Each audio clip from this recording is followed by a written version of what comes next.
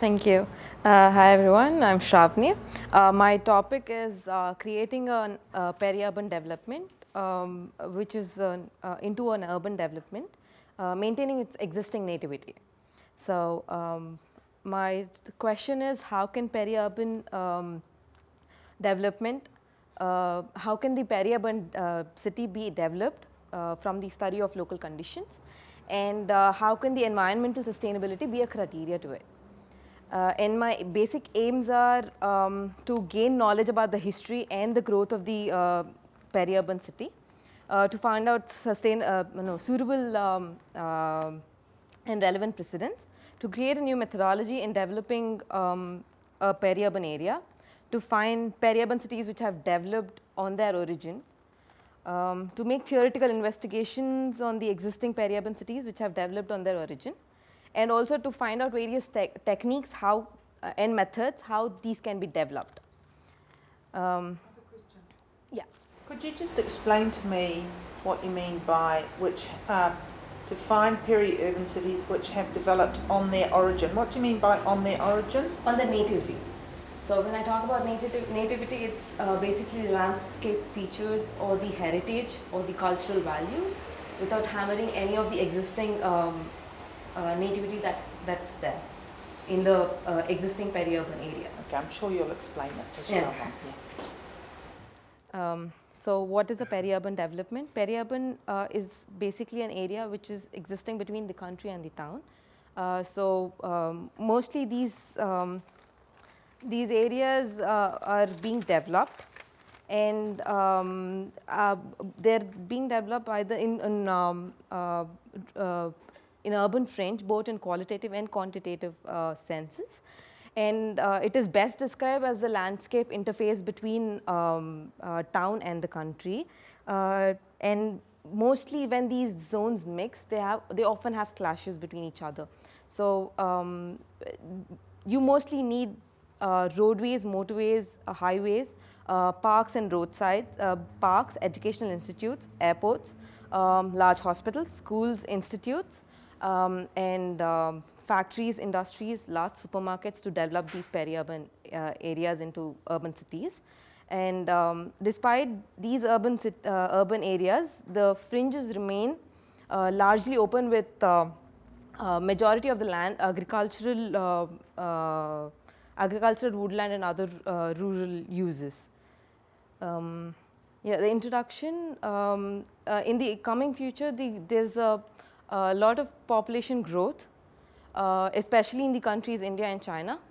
So there's not a good settlements happening, there's pretty good settlements happening in the city, which has already been developed. In these peri-urban areas, they're not being properly developed. Even if they are developed, as an example, I can show it to you. In Hyderabad, as in the native place I come from, there are being just massive copies of townships like Malaysian Township and Singapore Township. They've been named as Malaysian Township and Singapore Township. So these are the pictures. They're existing in Hyderabad. We don't have any other special type of infrastructure or anything like that. They're just copies of other structures, massive structures. So that's the problem. They're just being copied and pasted. This is happening a lot. So it's just a replica of one place, and that it's being copied in another place. They're all replicas. They're just copy paste. So And how high is Hyderabad? Like, what sort of height is the urban centre of Hyderabad?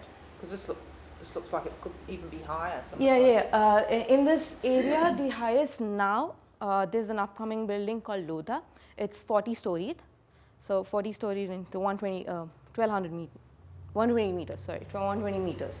So that's the first building which has come up that height so far in Hyderabad. So in generally, they agree to 10 to 20 floors.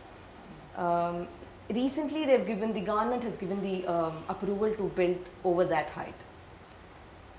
So they just massive copies of the structures from various countries. They don't have anything native of theirs. So they're just copying everything. So in this way, the sustainability is not there. So to gain the sustainability, I propose to arrive solutions. I mean, both contemporary ways and also urban development based on the research. Yeah, so the end result of my project would be to arrive at more sustainable alternatives to traditional methods of landscape architecture while not compromising on the real estate values and the natural heritage. So some design theories what I've seen through was Desakota and Invisible Cities. So these are something, I mean, I'll have to put them again, put them or talk about them once I finish my case studies in comparing all of them together. So I've taken few precedents, few of my aims. Java, Indonesia, Newlyn, Auckland, New Zealand, I cannot pronounce it, I'm sorry, China. Yeah, so these places have developed on their natural heritage, and this is the Java in 1983. There is a very evident urbanization on the natural history, and Java or Indonesia is very popular for its live volcanoes and its natural heritage, and they're not being damaged, and the urbanization is happening around it. So there's no compromising on the natural heritage. And Newlyn, I took this as an example to show that the landscape is being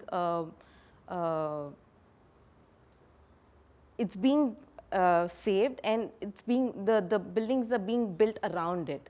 So they're using the natural vegetation, the original native plants or anything, they're being used, and the construction is happening around it. In China, the urban development is very evident from 1978 to 2008. Yeah, so in the two case studies that I had taken was one in Hyderabad. Hyderabad and Telangana, now Andhra Pradesh has been divided into two states, that's Telangana and Andhra Pradesh. So Hyderabad falls under Telangana, the state. So Hyderabad is the main capital of Telangana as well as Andhra together. So it's a capital for both of them. And Kompally is the place just next to the city. And I've taken Papakura. And I've done the case study of Papakura. So Papakura, I had taken this because this was initially a part of Manukau, but then after Manukau started developing, Papakura was made a district by itself. So it's now being developed, and the history is it is very evident that it's being developed around its nativity. So I'll show you in the other next slides. In 1960, the early settlements was like this, and then in 1990s, it slowly grew, and in 2010, in 5 years ago, it's in that sort of development. So agricultural mining, and these are all the history that I put together, because there are a lot of factories and all, and there is a construction and proper urbanization happening around it. They're using all of them. They're retrieving all the monuments and historical places, and they're not compromising anything, and using all of them in developing their urban, peri-urban area. So agricultural mining. These are the factories which are still existing. Tracks and waterways, yeah, these are also still there. The tracks are all there, and they're developing them. And also timber industries. Then coal mining industry. So this is the built-up area so far of Papakura, and there's still area, and they're developing it now. And this is the floodplains.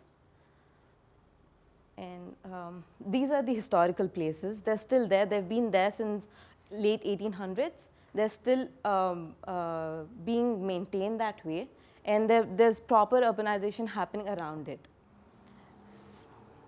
And this is the land inundation, and this is the natural vegetation. And these are the case study pictures that I had taken. And this is the case study 2 that I'm going to present later on in the later stages, which is Kompally, near Hyderabad.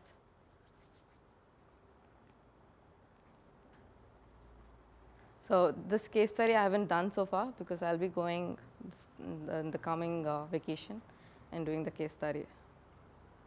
Thanks very much. Okay.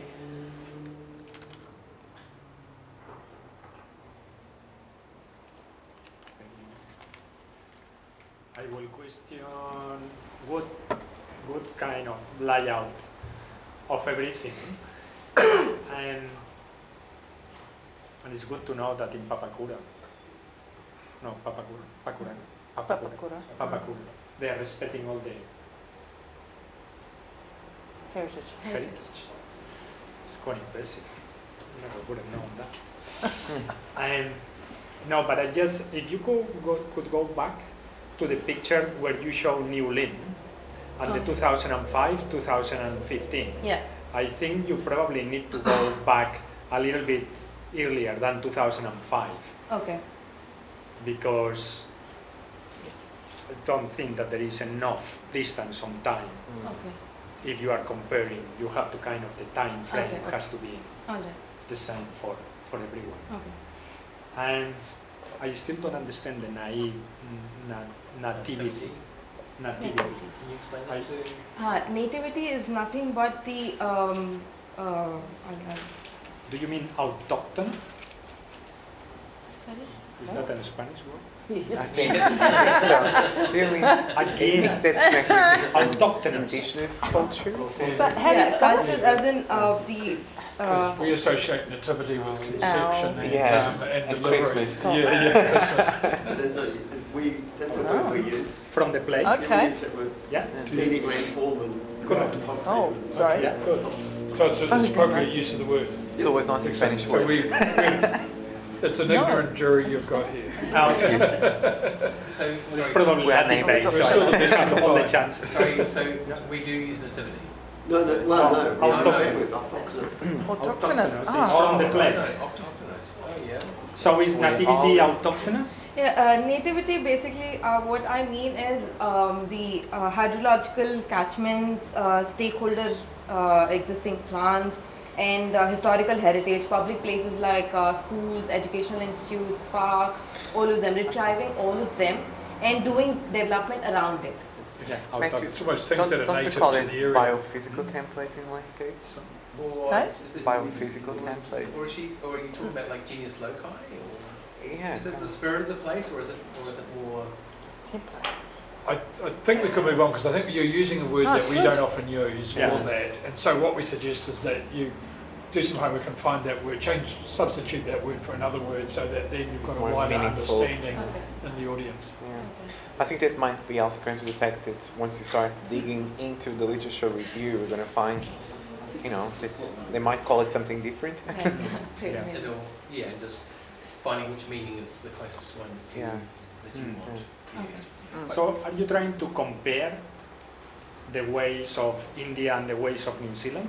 Yes, I want to do the case study next and then compare both of them on what rate and what, average rate scale, how they're growing and how much of value do they give to the heritage there, and compare both of them and get into a methodology and start designing. So, sorry. Go ahead. I'm just curious, like when you talk about heritage, and my understanding there's two types of heritage. There's the natural heritage, which I think in New Zealand is quite strong because of the indigenous cultures, the Maori culture, and you have built heritage. So are you planning to take those two on board, or? I'm planning to take both of them on board. Okay, right. Same. Great minds. I think you picked up a really interesting subject. I think it's a tough subject. Mm. And I was at a workshop where there was a sort of a panel discussion. It was between John Dalzell, who was head of Waterfront Auckland, it's between Auckland Transport, and we had the warehouse there, and Fletcher Living. And so we're just looking at the future of Auckland. And we're talking about where it was going, talk about the waterfront, and John was talking about it, and he said, you know, it's easy to do stuff on the waterfront because there's natural attraction there. And the chap from the warehouse said, if you could solve the problems of Papakura and how you could make Papakura work, then you'd be onto something. And you know, so it's much harder for Development Auckland to engage with the Papakuras and how do they find a solution, how they find a model. So you've picked, I don't know Papakura, how do you know it? I've probably been there. I've only been in Auckland 40 something years, but I've probably been there. I just didn't recognise it when I went through it, I don't think. And so I think, but that's actually, I think that's a really interesting subject matter, and the focus has been so much on the city and other areas that this peri-urban sounds a really interesting topic. And Papakura is probably topical. So you might want to talk about, meet with the warehouse on your way through and talk about the issues, because that guy had a really strong sense of the issues in Papakura and how they can make something work. So, sorry, yeah, and also there's the big Drury development, isn't there? yeah. And so that's going to drive. They're going to want they're going to want housing. You know, it's 8,000 Right. jobs or something down there, isn't there? Yeah. This new industrial park Stevenson's are building. So Right. Destiny have got big plans in Drury too, haven't they? have they? I didn't know Yeah. that. Okay, so that's obviously a happening place in Yeah. so Papakura, Drury. Yeah, so I mean, I think Sravani maybe talks about that in the next presentation. Or, but I think it's a good point. What's going to actually drive a development there? You know? And just how could it be successful, and all the economics and the sense of attraction for a place like that is really interesting. Yes, I mean, I agree with Richard that it's quite a hard topic, and so I think it will be really important for you at the outset to get your ideas really clear, and one of those is figuring out whether it's biophysical, template, autochthonous, nativity, genius loci, which you know word captures what you're talking about, and then if you're thinking hydrological catchment, natural heritage, flora, fauna, and cultural heritage, that's everything. That's actually And so how you analyse those things over time, so everything over time in two places, it's quite, Sounds like a PhD. it sounds like a PhD. I think you should just up it to a PhD. Matthew will let you do that. Yeah, So yes, so don't underestimate Scope, how yeah. that scope creep, as we say, but also how you know, either you need to pick a little bit of it, or if you do it, you need to be really super clear about specifically what you're going to analyse. What's in, what's out. Yeah. What you picked off. Yeah. So I'd keep driving towards the minimisation of the number of comparators that you're using. You know, just so don't compare too much. Don't be too global. Keep some things that are probably the key things that are actually the key comparators, and keep that strong and And is it the city planning regime that you're critiquing? So, for instance, you know, you probably got those heritage sites off the Auckland Council website, and the reason that they're there is that they've been identified by council and protected by council, so that development needs to do that. So, is it the planning regime of Hyderabad and the neighbouring town? Kaupali, or you know, what is it that you're analysing? You know, like, I don't know. Anyway, and are you coming up with a design, or is it a comparison I'll come up with a design for? for a peri-urban city. Again, I'll have to be specific on what nativity that I'm talking about. So whichever topic I'm taking in, I'll make sure that city, whichever site I take, I make sure I'm not hammering any of them, keeping the existing landscape, ideal landscape or cultural heritage, anything like that, and build it and make it sustainable. Here or in India? I wanted to take the site here. Here. And in India. And in India. Oh, I think, give me a PhD. yeah, It's a big topic. yeah. I think you might probably want to, revise a little bit all of that strategy because it seems too ambitious.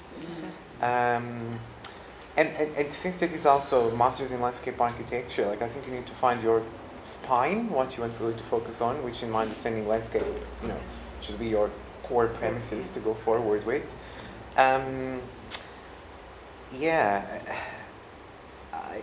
It's very hard to provide feedback because it's so broad. I think that is good. I think that is good feedback because I think and also know at what stage you're going into design. So these workshops are they workshop 1, 2, and 3 each has a different prescribed focus. Roughly speaking, I mean, workshop 1's sort of literature search methodology sort of thing. Workshop 2, we see one today. It's sort of question methodology and some kind of idea about a site. Workshop 3 is Lots of analysis. we saw workshop 3 today, and then the exam is bringing it all together again. I think it will be very important to define that methodology as soon as possible. And when you talk about cultural heritage, natural built heritage, my first reaction is land shapes people, people shape the land.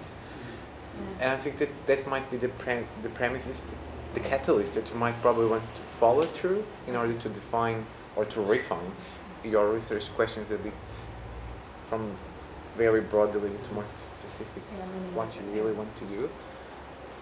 And I would probably say that you might want to abandon designing one of the 2 sites. It just sounds huge at this stage. You might bring your cultural background to apply that in New Zealand and see how that's going to work. Because you're bringing a new perspective, a new vision, a new culture. And how you're going to amalgamate all of that. Okay. You've had shared streets a lot longer than we have. Please God, no more. There is that's always good. Chandigarh. There is always Chandigarh. There's always Candidature. Yeah. Last comments?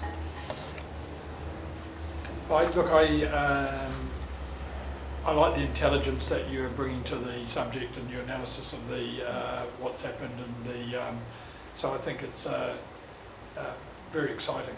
So Thank you. good luck. Thank you. Thank you very much.